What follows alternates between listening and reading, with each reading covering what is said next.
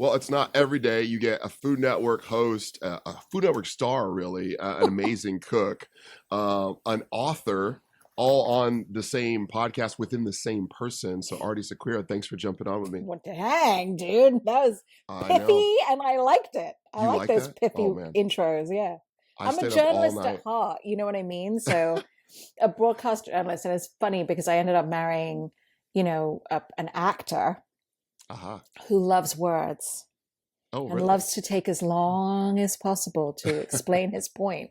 Whereas, and we always joke that I speak and think in bullet points. So Mm. that's why I appreciate the pithy intro. Yes, and well, your accent's perfect for everything you just described. So That's you true. absolutely can lean into that as you already have. But Yes. your new book, this Unwind, it's packed with hmm like amazing recipes, but it's also got scriptures in it, and it's a devotional. It's Yeah. all this like awesome stuff combined, and Yeah. that is like I've got plenty of cookbooks, I've got plenty of devotionals. I'm a Yeah. pastor. The combination of the two is very unique. So how did you think to even start something like that? Yeah. I think someone had told me there's a devotional cookbook out there, but it had never crossed my path. And it actually sort of came in a conversation with my manager. I was actually very frustrated about an opportunity that I had been waiting for forever, which I felt like had now passed me by. And, my manager is a Christian too. And so I was just so angry. I was like, I just don't understand why God would take this away. Like, what the heck am I supposed to do now? Like, write a devotional cookbook? And I don't know why I even said that phrase. I don't know if it had been, rolling around in my head beforehand. I don't even fully remember. Um, but I was so mad. And I said that. And then he got quiet and I was quiet. And then he goes, well, that's a good idea. And I I said, love yeah, that. I think that is a good idea. And, I think that this idea that cooking as a respite, cooking as a sanctuary, cooking as like a source for people to, pour a glass of wine and like sort of cook away the stress of the day, that's been around forever. This idea of it being a sacred practice, I think has also been around forever. But as our days have gotten thicker and more jam packed with stuff, I think we've gotten further and further away from that. Like one of my favorite things to do is to watch YouTube videos of people cooking in villages in India, in Thailand, in Vietnam. And, the kitchens are outside most of the time. And it's a long practice. I mean, there is one quote unquote burner, which is basically a fire with like bricks around it. And, That's right. and as they're like, one of the most ironic things to me is like they'll be making like a chicken curry and then a chicken will walk behind them. And you're like, oh, but it's this long, peaceful process. And I think the nugget first started years and years ago when I was living in LA. I live in North Carolina now, but I'd gone to the Indian store where I always buy my spices, and the woman that owns it also had like food, like she made food. And I remember going, Auntie, she's not my auntie, but that's what we do. And I was like, Auntie, this food tastes so good, but I looked in the kitchen, ain't no Indians up in that piece. And she was so proud. She was like, oh, yes, I taught them everything. I even taught them to pray before they cook like I do. And she's Hindu. And I just looked at her like, you do what? And she said, yeah, I just pray to be sort of this open, pure conduit for God. I mean, not in so many words. And that just was a total light bulb for me because I thought, well, we all pray before we eat.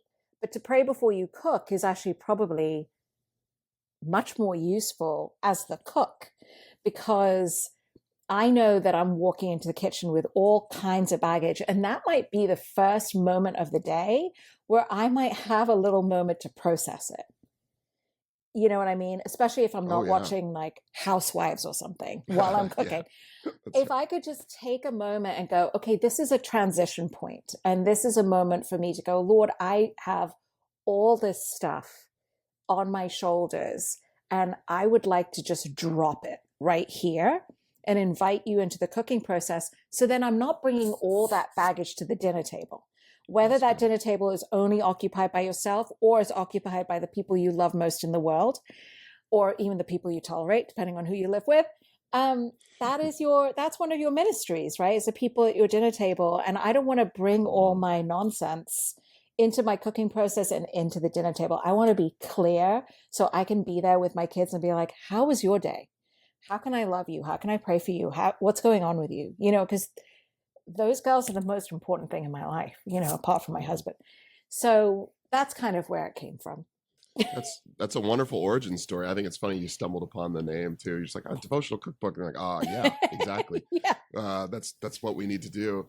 I think you're making some really interesting points and astute points around the idea of the fast-paced, sort of distracted life that we're all living, overcommitted, busy, and meal preparation, cooking being this like wonderful opportunity to slow down and to be with God, and for it to enter into the slowness of really who Jesus has always shown himself to be throughout scriptures. I mean, there's a wonderful concept of the 3 mile an hour God, and how that's probably how fast Jesus walked, and Right. and so being able to engage him at a pace it's a godly pace instead of like this rush sort of heat up, order it to my front door and eat it while I'm doing 5 other things sort of culture we're in.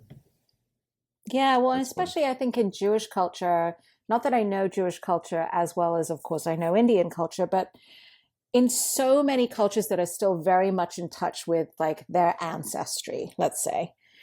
I mean, mealtime is a big freaking deal, dude. You put out the silverware, you put plates on the table. For, at least in my family, we're thinking about lunch and dinner at breakfast time. And quite often there's prep going on in the morning for dinner. And so there's a lot of like, there's a lot of consciousness that is put into that meal. And I understand. I mean, it was funny because I think when I started cooking, it really was a sanctuary for me. And it really was saving grace for me. I was at a point where I was completely lost. I was in my 20s. I thought I knew what I was going to do, which was to be a journalist. And my career just like fell out from under me. And I was unemployed and just trying to occupy my day. And I turned to cooking. I come from a long line of really great cooks and food obsessed people. And it was a place where, I was taking rough ingredients and chaos and turning it into order and beauty and something that was useful and helpful and nourishing. And it was just a place where I felt just the flow of creativity and beauty, and so I understand that viewpoint, but then only recently in the past few years did I also now start to understand this viewpoint that people had been talking to me about for years, which was I've spent a whole day being all things to all people, and now I get to like 5:30 and now I got to make a meal. Like, how dare you ask me to do that? It really feels like, could we not just skip this and go straight to chocolate and bedtime? Like, why do we have to do this too? That's right. And so, it felt like a really wonderful opportunity to explore something that I'm already dealing with, and that's why the book is broken up by when you need. So every devotion starts with when you need. Hope, encouragement, joy, peace, something to celebrate. And then that devotion is attached to a recipe that plays off an idea or a word picture or something in that devotion. So the idea is that should you decide to make that recipe, you can be rolling that devotion over in your mind as you're cooking it. Or, I mean, you could be sitting in bed reading the devotion and never make the recipe. Or you could make the recipe and like maybe skim through. It's whatever you want. It's choose your own adventure. But the idea is just to kind of reconnect those parts of our brain where it's almost left brain, right brain, and whatever the spirit brain is, and pull them all together. Because I think that's really kind of how God made us to operate in the first place. we live such segmented lives Mm-hmm. where we we break things into buckets. This is my Yeah. church life, and Mm-hmm. this is my work life, and this is Mm-hmm. my family life. But God didn't design us to be so segmented. I think it's No. convenient for our modern lives. Maybe it's to our detriment. But thinking about the holistic understanding of God, and you mentioned these words, beauty and creativity and Mm-hmm. the flow of things, and why couldn't worship and Yes. devotion infiltrate cooking? Why couldn't it infiltrate anything? And I Yeah. think this is a lost art that with through what you love Yeah. to make this come alive to people, and hopefully for the first time people get to see cooking as something that's like more meaningful than just getting the kids fed or something like Yeah. that. Yeah. Well, and the thing that's so encouraging to me is, um, there are very few, I think, you know better than I do, but moments in the story of Jesus where you see him as a human being, like you really see his humanity. And Mm, ironically, my favorite is in his resurrected body when he yeah, comes back and the disciples are out fishing and Jesus makes them breakfast. that's good. And I just love that in his resurrected body, he does something so human, which is to cook for his Mm, friends who were devastated. They were scared. They were questioning everything. And they just went out and did what they knew to do, which is fish. And I just think about that whole process. Obviously, as a cook, I'm like, okay, he somehow got the fish. Maybe he bought them or whatever. He manifested them. And then yeah. he scaled them. He gutted them. He washed them in water. I'm assuming there was like salt and lemon and some herbs and a fire. Mm, And I just, I'm like, well, if Jesus cooked and he found it to be something really worthwhile in his mm, first act, you know, mhm. for his friends, apart from, the talking and the appearing and the Yeah. disappearing. I mean, I just think that it's very reassuring to me that this thing that can sometimes feel like a chore, like torture, it can feel so mundane, can be really elevated and redeemed and made sacred. And I think that practice to me is, that's something I want to guide people into. Like, hey, if choose the most mundane part of your day, doing the laundry, cleaning the toilet, walking it, or one of the most difficult parts of your day. Because I actually think that moment when you have to make dinner is one of the worst moments of the day because you are hangry. And I am my worst when I'm hangry. I will snap at people. I will say Amen. horrible, horrible things to my poor old husband. So then you take that same practice of like, I take breaths and I breathe and I invite God into mundane moments and hard moments. So I can do that when I do the laundry. I can do that before I go into a hard meeting.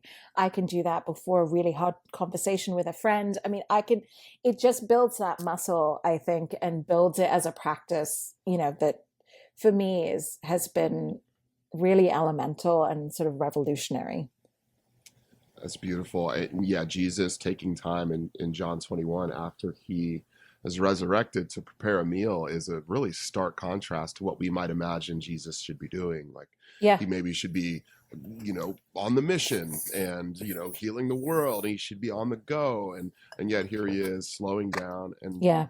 taking the time especially in that day, to prepare breakfast. It's not like he had a wonderful skillet and a gas stove and just fired it up and threw some Yeah. butter on. This takes work, Yeah, and it he's does. doing it for his friends and building a relationship. It's a beautiful understanding of who Jesus maybe intended all of us to be, Hmm. post resurrection. This is God's vision for humanity. Is this Mm, slowness related to how He's designed us? It's beautiful. yeah. It's wonderful. Yeah. Yeah. It was also really interesting. So I wrote all the devotions. Hmm.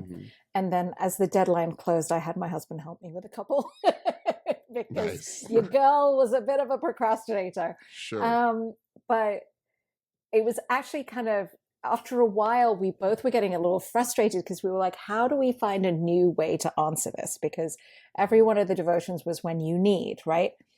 And after a while, we were like, how do we find a fresh way to say, whatever you need, you can find it in Jesus? Like, it was Yeah. just, we kept Sure. coming to the same conclusion over and over and over again, no matter like what study we did or how we kind of broke it apart. It always came back to it's in Jesus. Hope is in Jesus. Encouragement is in Jesus. Peace is in Jesus.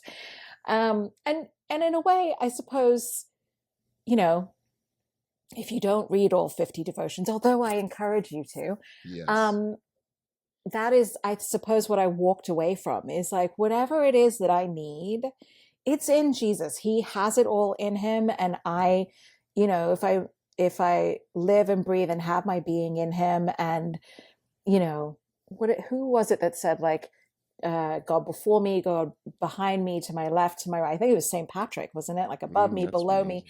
amazing. If I am encapsulated in Jesus, or as I said, I do these videos on Instagram called Monday Motivation, and I was trying to talk about this Yeah. idea of walking around and being in Jesus, and I was like, it's like he's a chocolate shell, and you get to be the juicy middle. You know what I mean? You Oh just my go around your God. life like chocolate's on my brain, I guess. And Yeah. so if everything is in Jesus and you are also in Jesus, like this, it just gives me so much peace. Like there's nothing to fear and there's nothing to be anxious about. Maybe that's why he said it so often. God says it so often. Is you're okay. It's okay. Yes. Yeah. That's so good. Yeah.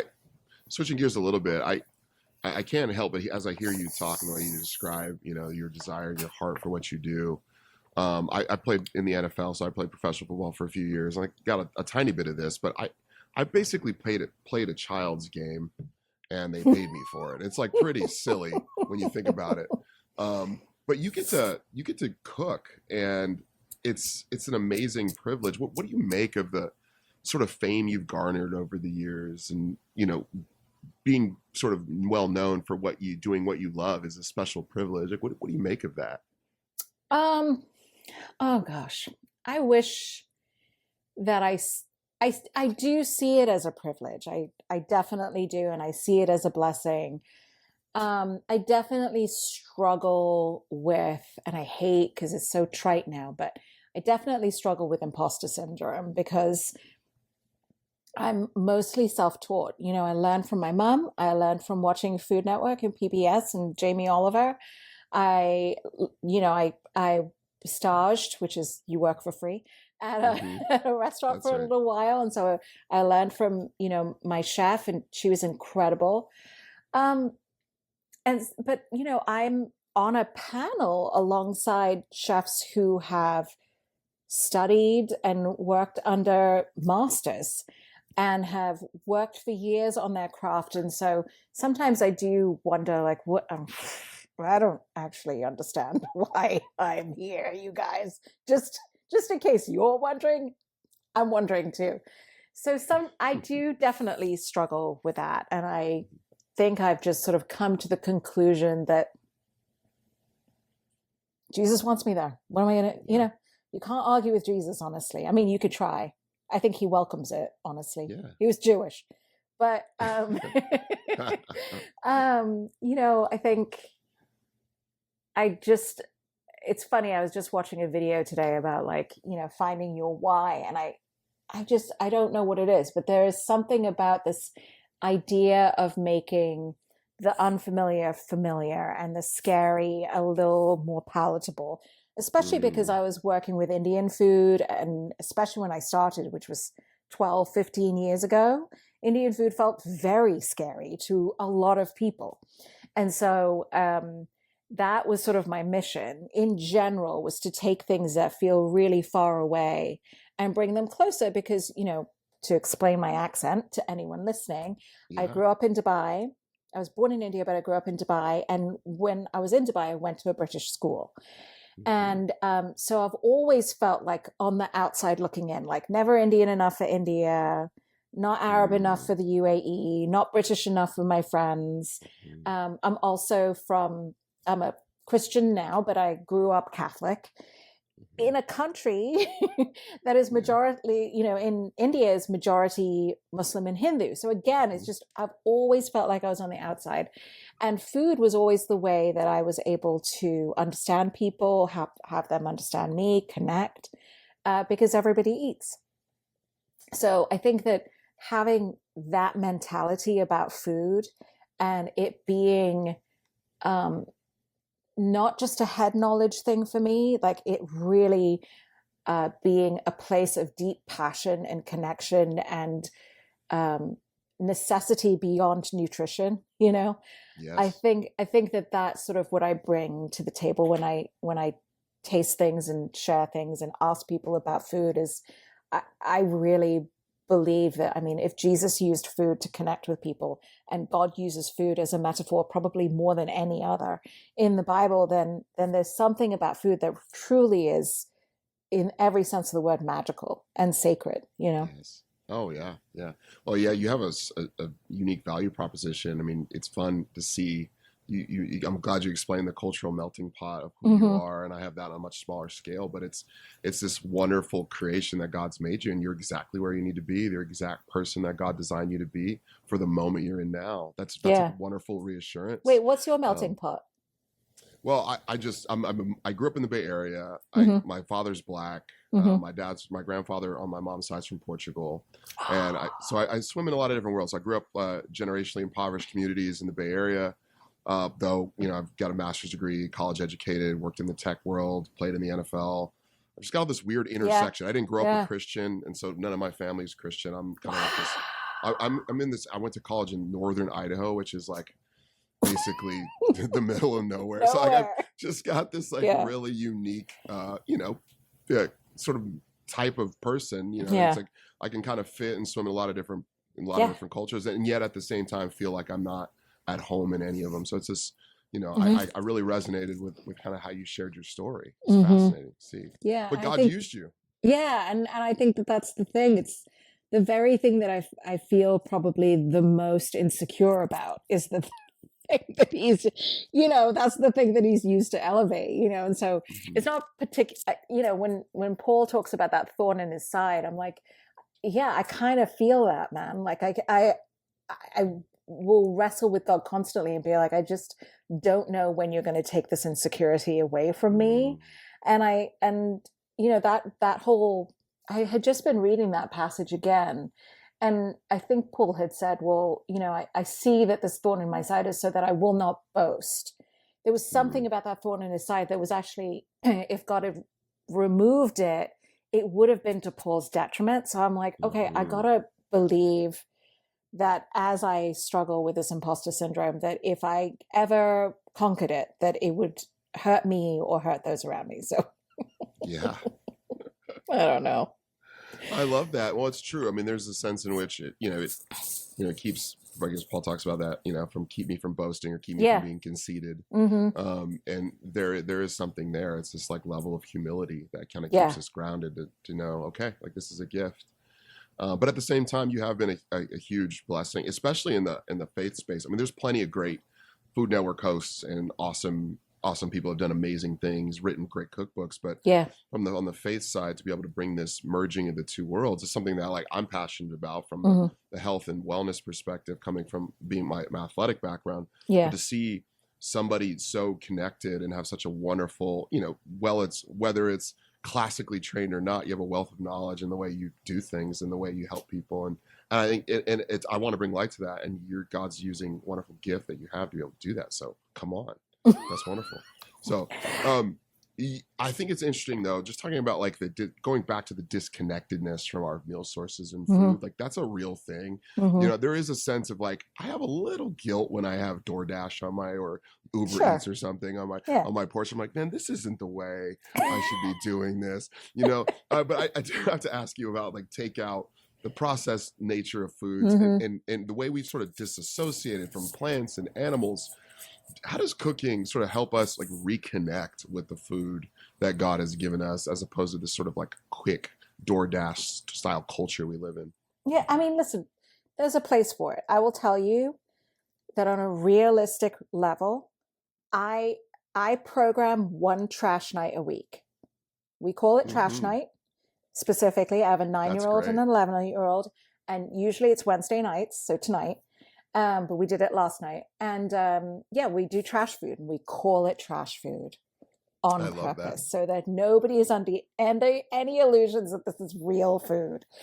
Um, yeah, I think that we're starting to learn now. Um, just A, how much of our food is processed, especially here in the States, and B, the effect that it's had on us. We're just watching more and more people getting sick in any number of ways and in ways that we didn't used to.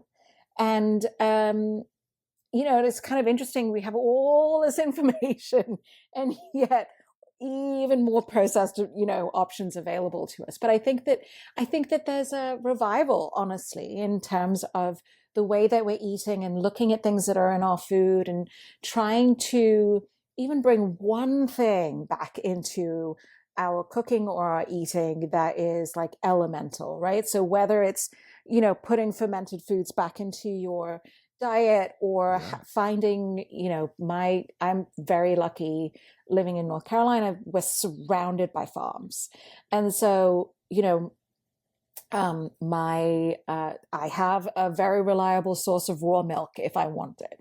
I have a very reliable source of, grass-fed, grass-finished beef if I want it. Mhm. And so making those efforts to get those things into your house, I mean, you still have to go through, you are not necessarily raising the cow, but you got to do a little Right. legwork.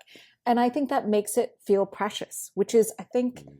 how it always was. I think when we were more connected to where food came from, we got the sense of just how precious it was, um, and how much we relied on the weather, really, for the Yeah. food making it from the ground to your table. Mhm. And we've just kind of taken that for granted. So I think cooking, especially if you're going to a farmer's market once a week, if you can, or if that feels crazy, signing up for a CSA. I think there's something about, I mean, I just cooked some sweet potatoes for dinner and they still had the soil on them. Yeah. So I had to take a moment and I had to wash that soil off. And I was like, Mhm. oh, yeah, they were in the ground. Oh, yeah, everything had to Yes. come together for this sweet potato to make it to my table. There was great labor involved with that. And again, it's that practice of gratitude, right? Like, when you have gratitude, you can't have fear. And so it's taking that cooking time and pushing out everything that is not helpful, fear, stress, anxiety, anger, all of those things, and going, I'm going to replace it with gratitude and just invite the Lord to do with everything else that I don't know how to handle. Yeah. So I think, yeah, I mean, That's I've good. tried, my dad was a farmer. He's still alive, but he was a farmer. And so I have always felt very connected to ingredients. I mean, I remember when my dad would come to visit us when we lived in LA, and I was like, hey, do you want to go to the, like, what is that? What is it called, man? The planetarium. Do you want to Oh yeah. go, do you want to go to the planetarium? Do you want to go to the museum? Do you want to go Walk of Fame? Do you want to go to the farmer's market? He was like, farmer's market. He would get so excited about all the greens, or I'd take him over to like the Persian Jewish market where they had the freshest fish, or, those sorts of things would get him so excited because he loved to talk to people and still does even to this day. Talk to people about like, okay, wait, is the mutton really fresh today? You just trying to, take, Yeah. you just want like Sure. the dumb guys to come in here and buy the old mutton. I don't want that. I want the freshest, Yeah. he just loves that. And so I think I inherited that from him, and I'm trying to hand that down to my kids too. It's like, oh my gosh, look at the leaves on this mandarin. Even like, did you know it grows on a tree? Those sorts of things. Yeah. We are, I remember sorry, I'm going on and on, but No, that's I great. remember reading in, I didn't finish it, ironically, but in the Ruthless Elimination of Hurry, he's talking about how, before the invention of the light bulb, that human beings slept on average in America 11 hours. On That would average, be which nice. means some humans slept more. Yeah. And it's because once the sun went down, there was like not that much to do, unless you Hmm. were going to make babies. Like you went to bed. And Slept. so, like, I just, that struck me, A, because I was like, I'm not getting enough rest, but B, that we were so connected to the up and down of the sun, right? Like the rising and the falling of the sun. And and so were birds, and so are babies, actually. And, all the animals, like they wake up when the sun comes up. And why do we consider ourselves to be any different? And so we're meant to be way more connected, I think, to the natural, quote unquote, the natural side of things than we are. And I think that is also is connected to the way we cook and how we eat. Yeah, it's a good call out. I think it's John Mark Comer writes that book, and he talks about the light bulb.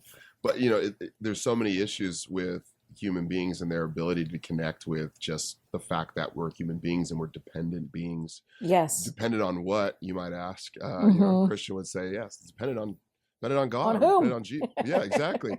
And so there's this idea that we are dependent beings, and the light bulb sort of gives us this like faux ability to believe we are like omnipotent, omnipresent. We can kind of do whatever we need to do whenever we need to do it. Yes. And all it takes is a power outage for you to realize, oh, actually, I'm pretty weak. Yeah. And so like, where do I go for my avocados? What do I do now?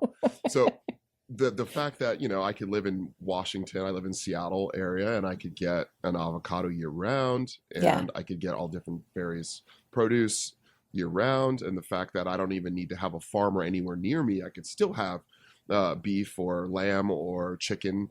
It is pretty convenient for an American. But to think about all of a sudden going to these farmers markets, and like we do, I bring my kids to the farm we buy our beef from, and they get to kind of see like those animals are gonna be our food one day. Just like re-engaging us to go, man, this is a sacred act of provision that God has given. Yes. I mean, you go back to the Exodus story, you see the bread coming from heaven one day at a time. This is provision that God has given. It's not just something we should take for granted, I think is the point. Yeah. And then I don't think that we would eat as casually. Right. I think that meal times then would feel like more of a thing. Yeah. And I think, I love, in my mind, they lay on they didn't sit at a table.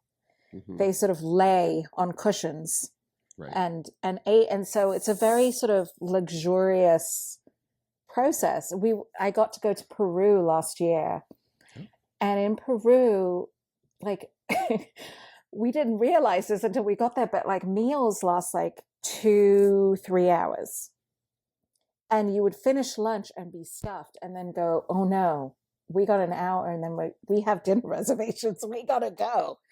And I thought, well, but this is kind of lovely. Like the people that I went with, I mean, I would be bonded to them no matter what, right? You go on a trip to another country, blah, blah, blah.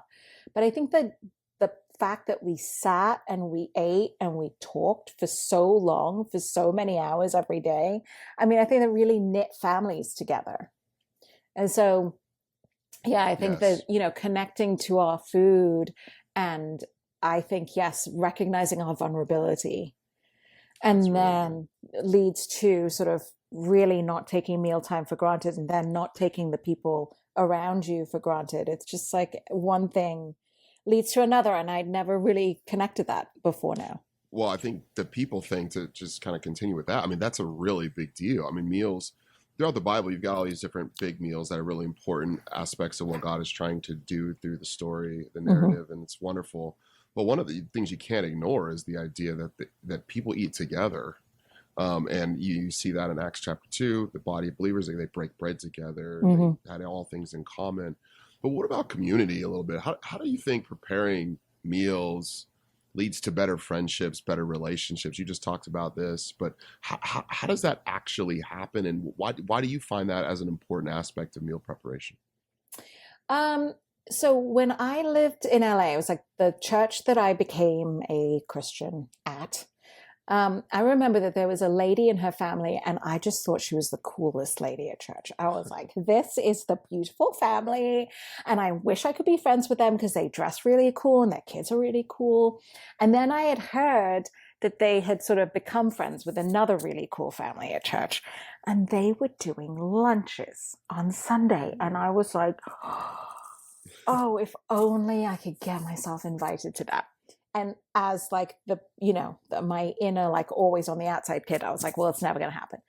And then I started making this YouTube show. It was like called Aarti Party. It was the first cooking thing I'd ever done. And I sent it to like a few people at church. They were basically the only people that watched it.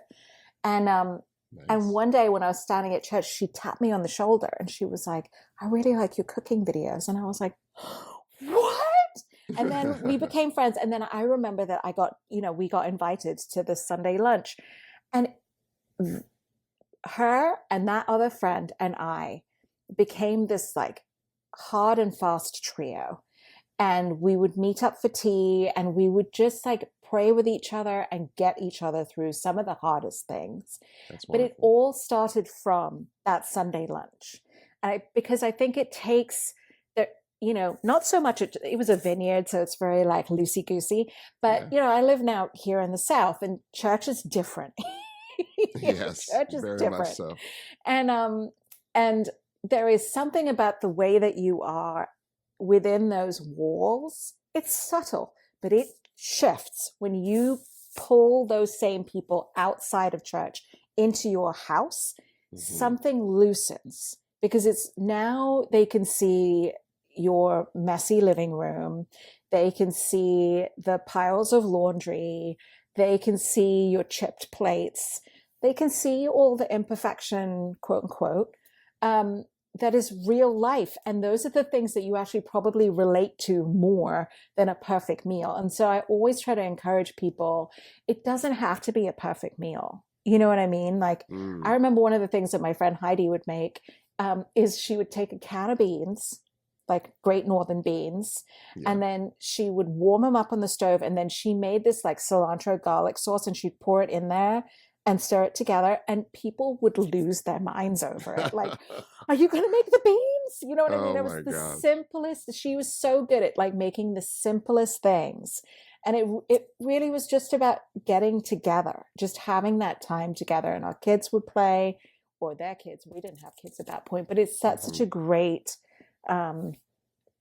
template for what I'll be honest, like we moved here in 2020, so there weren't a lot of people going over to people's houses at that point, but it's something that I'm aiming for, is to bring that back because it really turned what felt like stuff that was happening at church into, no, this is my whole life.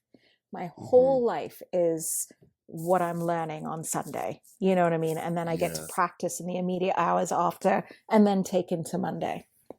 Yeah, there's something, I don't know, again, I don't know if it comes down to us being so segmented again, but for whatever reason, church has to be slightly more formal than anything else. But then when we go into our homes, it's the commonality of the fact that, hey, we're all going to sit down around 5 to 7-ish and probably eat something. And the fact that we're going to do that together is really cool. And then we get to see a bit, the version of me who likes to grill or likes to cook or likes to bake, and then all of a sudden we're sort of sharing the intimacy of how we feed ourselves, and now all of a sudden the walls come down a little bit. Yes. And people are more open to talk, and I love that part of community. And it's no secret that Jesus did some of his most pressing fellowship times around a meal. He did it other places, but around in people's homes and sitting with quote sinners and even with the Pharisees and eating meals with them. Such an important part of what he did. Yeah, I think it's sort of it's a tacit sort of you and me the same kind of thing when you eat, because you're like, okay, you and I engage in the same mystery, right? Where the tummy grumbles and then you put particular things in your mouth. Not all things, just certain things that we have designated as food.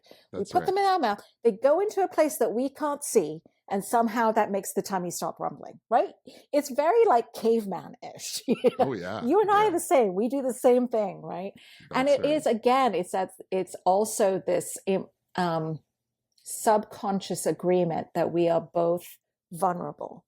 We are both dependent, and we both need to do this, right? And I don't know. I think there's something about that sort of, I think that might be part of why things break down. And then I remember when I studied, my husband's an actor. And so after he studied improv, of course, as an improv wife, I studied improv.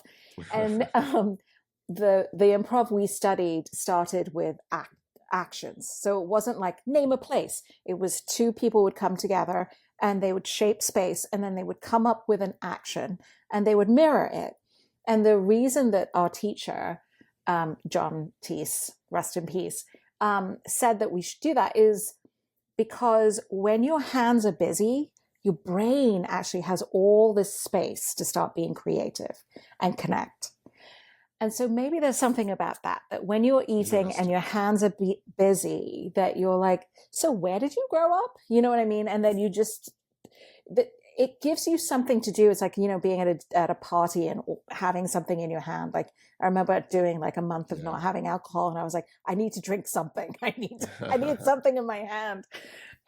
So maybe that's what it is that, you know, maybe we are sort of all kind of awkward and we need something to do so that we can connect better.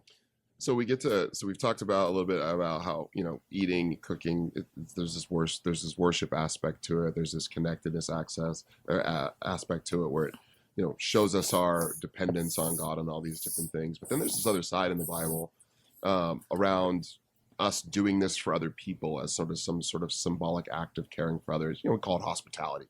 We're supposed to be hospitable. How have you seen cooking be a tool in the tool belt of somebody trying to be hospitable to people? And sometimes I'll just call it out. Some people think hospitality is only cooking. I don't know what you think about that, but how has hospitality been useful for you in your life?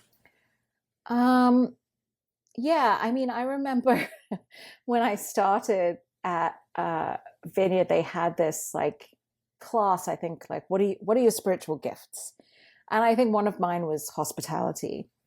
And I was like, oh, well, yeah, of course, you know. But I think it's just that ability to make people feel at home, you know, whether it's they're coming over for tea or coffee or, you know, I'm always going to think food stuff, but like I know people that have a really great ability to get people together to go do something.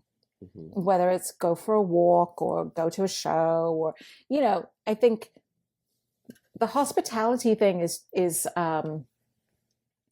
ability to communicate to people, come as you are, and I'm cool with it. And we can all be as we are together.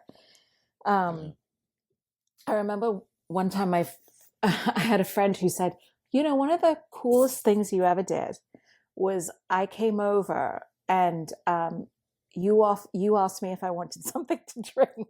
It sounds so rude. You asked me if I wanted something to drink, and I said, oh, just a glass of water. And I said, oh, okay, the glasses are over there. And I had her go get them.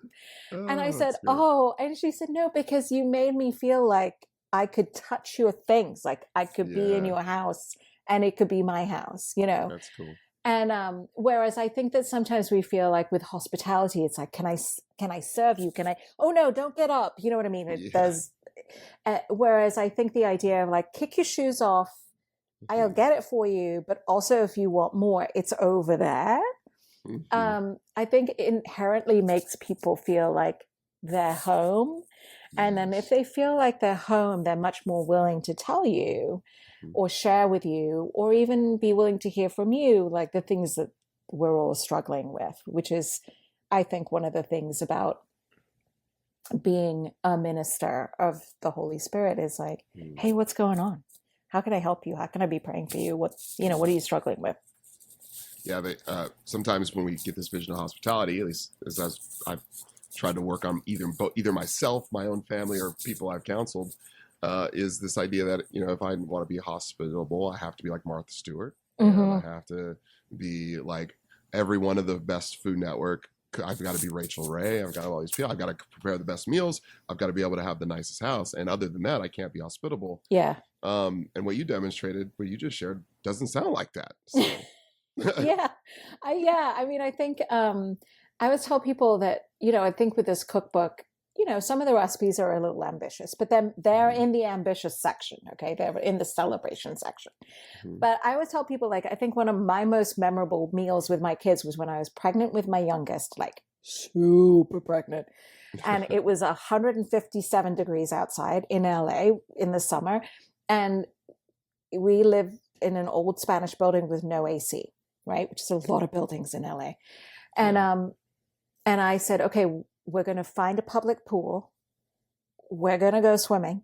And when we come home, we're having granola. That is the agenda for the day.